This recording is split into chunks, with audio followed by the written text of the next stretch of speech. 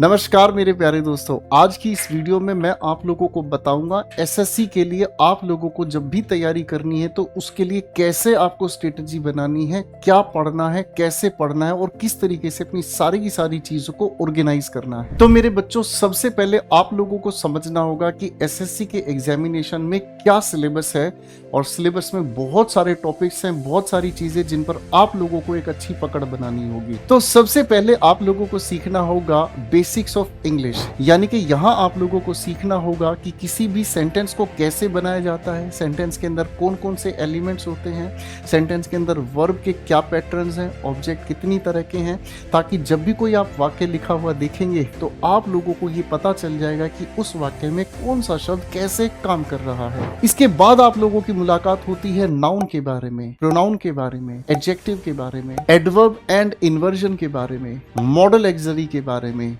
Verb और verb advance के बारे में, कंजंक्शंस के बारे में, टेंस, जिसके साथ साथ आप लोगों को मूड और कंडीशनल्स पर भी एक्सपर्ट होना पड़ता है, सब्जेक्ट वर्ब एग्रीमेंट के बारे में, आर्टिकल्स एंड डिटरमिनर्स के बारे में, प्रीपोजिशंस के बारे में। अगला प्यारा छोटा सा टॉपिक जिसे हम क्वेश्चन टैग कहते हैं, और उसके बाद आप लोगों को सीखने होंगे वॉइसेस और नरेशंस। ये है हमारी ग्रामर का एक कंप्लीट सिलेबस। तो मेरे बच्चों, इसके बाद आप लोगों का सेकंड पार्ट आता है वोकैबुलरी का। वोकैबुलरी में आप लोगों से पूछे जाते हैं सिनोनिम्स, एंटोनिम्स, स्पेलिंग टेस्ट और वन वर्ड सब्स्टिट्यूशन। अगर आप ध्यान से समझेंगे तो synonym, antonym, one word substitution और स्पेलिंग्स ये आपस में बहुत खूबसूरती से कनेक्टेड हैं। एक ही शब्द आप लोगों से सिनोनिम के लिए भी पूछा जा सकता है, एंटोनिम के लिए भी पूछा जा सकता है, और उसी शब्द की आप लोगों से स्पेलिंग टेस्ट में भी सवाल पूछा जा सकता है। इसके अलावा आप लोगों को पढ़ने होते हैं मेरे बच्चों idioms and phrases, phrasal verbs, fixed prepositions, homonyms and homophones. तो मेरे बच्चों, अब हम इसके बाद बढ़ते हैं अपने सिलेबस के तीसरे पदान पर, जिसका नाम है कॉम्प्रीहेंशन। कॉम्प्रीहेंशन का मतलब होता है एबिलिटी टू अंडरस्टैंड। आप लोगों के सामने जो भी लिख कर दिया जाता है, क्या आप उसको समझने में योग्य हैं? तो मेरे बच्चों, ये आप लोगों के एग्जामिनेशन का सबसे ज़्यादा इंपॉर्टेंट जोन है, क्योंकि ग्रामर और वोकैबुलरी लगभग हर बच्चा कहीं ना कहीं से रटकर अपने आप को तैयार कर ही लेता है, लेकिन सबसे ज़्यादा बुरा हाल होता है कॉम्प्रीहेंशन जोन में। कॉम्प्रीहेंशन से आप लोगों से सवाल पूछे जाते हैं parajumble, cloze test, sentence rearrangement और रीडिंग कॉम्प्रीहेंशन। और ये है आप लोगों के सामने टीयर 1 का पूरा एग्जामिनेशन पैटर्न, जिसमें टोटल आप लोगों से 25 क्वेश्चंस पूछे जाते हैं, जिसमें एक बहुत अच्छा संतुलन बना हुआ आप लोगों को मिलता है ग्रामर, वोकैबुलरी और कॉम्प्रीहेंशन के क्वेश्चंस का। अब आपके सामने है सीजीएल मेंस के एग्जामिनेशन का पूरा ब्लूप्रिंट, और इसमें आप ध्यान से देखेंगे तो टोटल इंग्लिश आती है 45 मार्क्स की, जिसमें हर एक क्वेश्चन 3 नंबर के लिए है। तो यहाँ पर आप लोगों की इंग्लिश की वेटेज होती है 135 नंबर। इस बात को भी आपको ध्यान रखेगा, सीजीएल प्रीलिम्स में सिर्फ इंग्लिश क्वालिफाइंग नेचर की है, यानी कि 25 क्वेश्चन 2 नंबर के लिए एक क्वेश्चन होगा, कुल मिलाकर 50 नंबर की इंग्लिश होगी, और टोटल आप लोगों का वो पेपर क्वालिफाइंग नेचर का होगा, यानी कि जो असली सिलेक्शन की जिम्मेदारी है वो आप लोगों के मेंस के एग्जामिनेशन की है।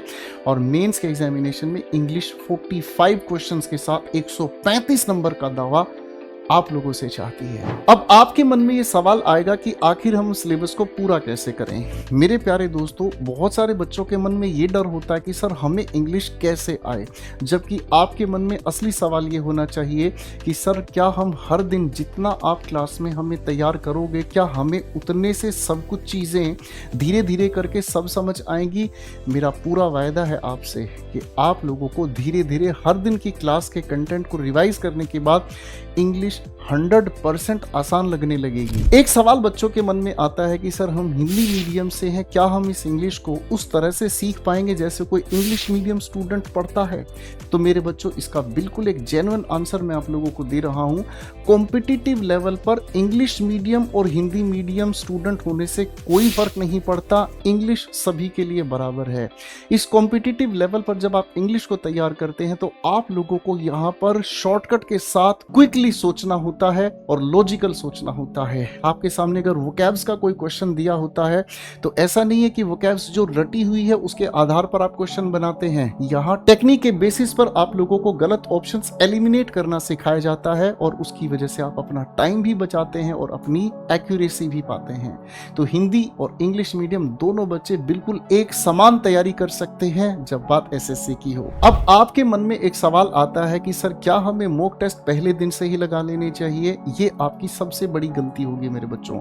मॉक टेस्ट लगाने के लिए आपको कम से कम 50 से 60% अपना सिलेबस पूरा कर लेना चाहिए। जब आपके अंदर कंटेंट को सोल्व करने का जज्बा हो जाएगा ना, उसके बाद मॉक उन कंटेंट को प्यूरिफाई करते हैं। और मॉक लगाते वक्त ऐसा नहीं है कि आपके सामने कोई इंसान आकर ये कहे जी मैंने तो 50 मॉक एक दिन में लगा लिए हैं, वो सारी मेहनत जीरो है मेरे दोस्तों। एक मॉक लगाओ, उस एक मॉक के बाद उस मॉक का डिटेल्ड एनालिसिस करें। अब आपके मन में सवाल आता है कि सर अपने मॉक का एनालिसिस कैसे करें? तो एनालिसिस करने के लिए आपको दो चीज़ों पर ध्यान देना होगा। आपके कौन से वो स्ट्रॉन्ग एरियाज हैं जहां पर आपके मार्क्स नहीं कटते हैं, तो उन चीज़ों पर ओवर कॉन्फिडेंट नहीं होना है, क्योंकि यही ओवर कॉन्फिडेंस आपको एग्जाम्स में डुबाता है। और दूसरा जो एरिया है, जो वीक पॉइंट्स है, जहां आपके मार्क्स बार बार कट रहे हैं, उन वीक पॉइंट्स पर आप लोगों को फोकस करना होगा। मान लीजिए नरेशन का क्वेश्चन आप लोगों से गलत हुआ, तो बाबू नरेशन का पूरा टॉपिक आपको रिवाइज करना होगा। मान लीजिए एडवर्ब का कोई क्वेश्चन गलत हो गया, तो एडवर्ब पर आपको ज्यादा फोकस करना होगा। मान लीजिए कोई सिनोनिम का अगर आपका मीनिंग गलत हुआ, तो आप लोगों को ऐसे सिनोनिम को अलग से लिख लेना चाहिए, क्योंकि अगर यही एग्जाम में आ गया तो आप गलती ना कर बैठे। और इसी चीज में सबसे ज्यादा आपको ध्यान देना है टाइम मैनेजमेंट पर और अपनी एक्यूरेसी पर, कि कितने समय में हम पूरे मॉक को सोल्व कर पा रहे हैं। इस चीज का आपको सबसे ज्यादा ध्यान रखना है। तो ये है आप लोगों को मॉक एनालिसिस करने का सबसे सटीक तरीका। और अब मैं डिस्कस करूंगा जो सबसे बड़ा सवाल है, वो है कंसिस्टेंसी कैसे मेंटेन करें। मेरे बच्चों याद रखिएगा, कंसिस्टेंसी केवल तब आ सकती है जब आप अपनी जिंदगी में एक डिसिप्लिन मेंटेन करना शुरू करें। आप लोग स्कूल की जिंदगी को आज भी मिस करते हैं। क्यों? क्योंकि स्कूल में आप लोगों को डिसिप्लिन में रहने पर मजबूर कर दिया जाता था। आपको यूनिफॉर्म पहननी है, आपको एक फिक्स टाइम पर लंच करना है, फिक्स टाइम पर आपको खेलने का समय दिया जाता था।